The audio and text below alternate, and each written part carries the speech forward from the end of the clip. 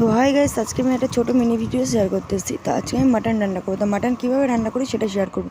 চলো, ফার্স্টে আমি কড়াইতে তেল দিয়ে দিয়েছিলাম। তেল দেওয়ার পরে কড়াইটার মধ্যে সাদা জিরে, গোটা গরম মশলা, সাম্বার দিয়ে এর মধ্যে দিয়ে দিলাম পেঁয়াজটা একটু হালকা হালকা ভাজা হয়ে গেছে। এরপর আমি দিয়ে দিয়েছি আদা রসুনের পেস্ট।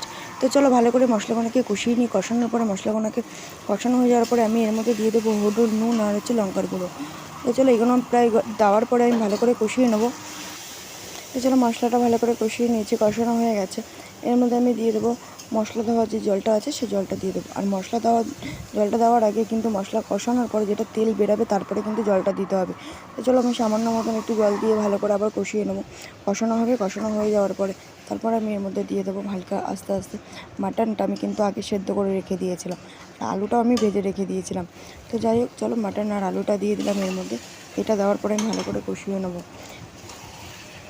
আর বন্ধুরা যাই হোক, এদিকে দেখো মাটনটাও দিয়ে দিয়েছি, আলুও দিয়ে দিয়েছি, এদিকে কষানো হচ্ছে। আর এটা কিন্তু ভালো করে কষাতে হবে। আর এটা কিন্তু চিকেন না, মাটনটা কিন্তু ভালো করে না কষালে কিন্তু ভালো লাগবে না।